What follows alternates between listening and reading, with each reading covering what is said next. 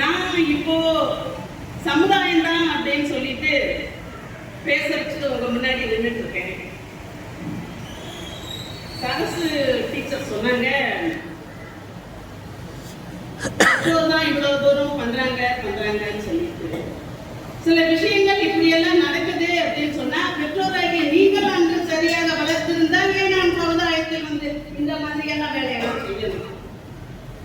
No necessary of this. அதனால நான் என்ன சொல்றேன் அப்படின்னா, என்னைக்குமே சமுதாயம் தான் நம்மள முன்னாடி உயர்த்திக்கிட்டே இருக்கும். உங்க முன்னாடி இன்னைக்கு நான் நின்று பேசிக்கிட்டே இருக்கிறேன். நான் இந்த ஆசிரியர் என்ற பதவி என் கைக்கு வந்ததால் தான் இந்த சமுதாயத்தில் உங்கள் முன் நான் உரையாற்றுகிறேன்.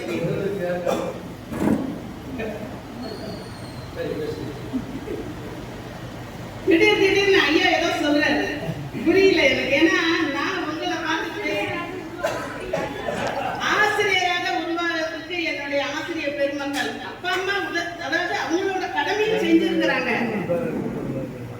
அப்பா அம்மா கடமை செய்யறாங்க, பிள்ளைகளை வளர்க்குறாங்க. அவங்க சொல்லுவாங்க என் பிள்ளை இப்படி வரணும்னு நினைக்கிறது எல்லாருடைய பெற்றோருடைய ஆசை, இயல்பு. அதுதான் அவங்களுடைய கடமை. அதுல இருந்து நாம அதை உள்வாங்கி அப்படியே தூக்கிக்கிட்டு நம்ம வெளியே வந்து இங்க நின்று பேசணும் இல்லையா? இதுதான் சமுதாயம்.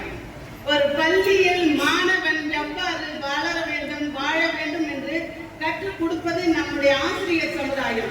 பெற்றோர் என்னங்க பெற்றோர் செய்யறாங்க? நல்லா பாருங்க, 5 வயசு வரையில தான் பிள்ளை வீட்டோட இருக்குது. நவடை அது கூட இல்லை. ஏன்னா 2 அதை அவங்க எல்லாம் அரவணைச்சு இழுத்துக்கிட்டு வந்தது யாருப்பா? சமுதாயம் இல்லையா? சூர்யா மட்டும் சொல்றேன், இன்னும் எவ்வளவோ இருக்குது. அதையும் தாண்டி நம்முடைய கலைஞர் டிவி தமிழோடு விளையாடுறது அருமையா சொல்றாங்க. அந்த தமிழோடு விளையாடுன்றதுக்கு அப்பா அம்மாவா ஊக்குவிக்கிறாங்க? இல்ல, இவங்க ஊக்கத்தான் விற்பாங்க. ஊக்குவிப்பது எல்லாம் நம் ஆசிரியர்கள். அங்க போய் மேடையில் உட்கார்ந்து நம்ம பேரண்ட் உட்கார்ந்துருக்காங்களா? அவர் அழகா கேள்வி கேட்பா, நம்ம பிள்ளைங்களாம் போய் நின்றுட்டு இருக்கோம். யாருமா வந்தானே? எங்க டீச்சர் வந்தாங்க. நாம் சமுதாயம் அல்லவா? எவ்வளவு பெருமையாக இருக்கிறது சமுதாயம் என்று சொல்லிட்டு வாருங்கள். சமுதாயத்தோட உணர்வு, சமுதாயத்தோட ஒற்றுமை, சமுதாயத்தோட உழைப்பு, சமுதாயத்தோட பங்களிப்பு, இதெல்லாம் இருக்கிறதாலதான் இன்னைக்கு நாம இருக்கிறோம். நம்ம அப்படியே இருந்ததால இன்னைக்கு ட்ரம்புக்கு முன்னாடி நம்ம மோதிக்கிட்டு இருக்கோம். சமுதாயம் ஒரு பெற்றோரை போய் ட்ரம்புக்கு முன்னாடி யாரும் மோத முடியாது. ஒரு சமுதாயம் உருவாகி இருக்கிறது. நாடு மாநிலம் அப்படியே போய் கண்டன் போயிட்டு இன்னைக்கு நம்ம அவரோட மோதுறோம் அப்படின்னா அது ஒரு சமுதாயம். அதனால இன்னும் நிறைய விஷயங்கள் நம்மகிட்ட இருக்கு. நம்ம சரிகமப்பாவில் ஒரு பொண்ணு வந்து பாடுறா, நம்ம ஸ்டூடெண்ட் யோகேஸ்வரி, எல்லாம் பெருமையா பேசுறாங்க. அங்க வந்து நின்று அந்த பிள்ளைய வந்து பேரண்ட் ஒரு பக்கம் இருக்கிறாங்க. ஆக்சுவலா நான் ரொம்ப ரசிப்பேன். நான் அவங்க பொண்ணுன்னு தான் நினைச்சிட்டு இருந்தேன் ஃபர்ஸ்ட். அதுக்கப்புறம் அவங்க தான் சொல்றாங்க, நான் வந்து இவளோட ஆசிரியர், இவ பள்ளிக்கூடத்துல நல்லா படிக்கிறா அப்படின்றத, பாடுறா அப்படின்றதெல்லாம் உள்வாங்கி அவங்களுக்கு நான் பிராக்டிஸ் கொடுத்து இங்க வந்து நிக்க வச்சிருக்கிறேன். அப்படியா? அப்ப அவங்க அம்மா யாரு அப்படின்னு அர்ச்சனா கேட்பாங்க. அப்புறம் தான் அந்த அம்மா அங்க இருந்து வராங்க. நாங்கெல்லாம் கஷ்டப்பட்டு எல்லாம் பண்ணி வைப்போம். அப்புறம் அந்த பொண்ணு வாங்கின பேரும் புகழும் யாரை சார்ந்தது? நீங்க ஈஸியாக கொள்ளையடிச்சிருக்கீங்க. நாங்கெல்லாம் கஷ்டப்பட்டு அந்த பிள்ளைய வளர்த்தோம். அது ஏன் உங்களுக்கு தெரியல? எப்ப பார்த்தாலும் பெற்றோர்.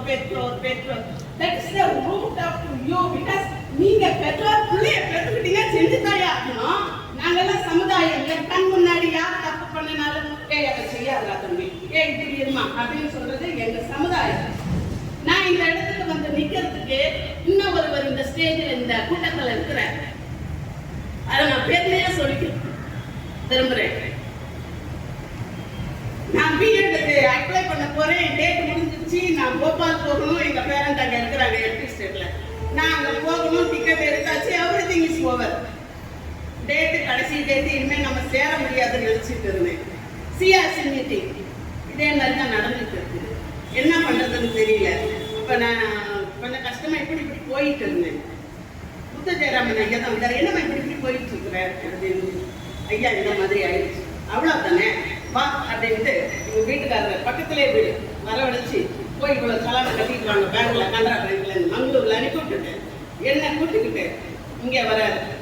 இங்க டிஜிஆர் சார் இருக்காரு, அவரையும் கூட்டுக்கிட்டு தாசில்தாரை போய் பார்த்து அந்த நேரத்திலேயே கையெழுத்த வாங்கி நீ போ அப்படின்ட்டு அடுத்த நாள் நான் பிஎட் இக்னாவுல படிச்சேன். அங்க சேர்றதுக்கான இப்ப ஈஸியா இருக்குங்க, இக்னாலாம் இப்பெல்லாம் ரொம்ப கஷ்டம். அங்க கொண்டு சேர்த்து எல்லாம் பண்ணி நல்ல ரிசல்ட்டோட நான் வந்து வெளியே வந்தேன்.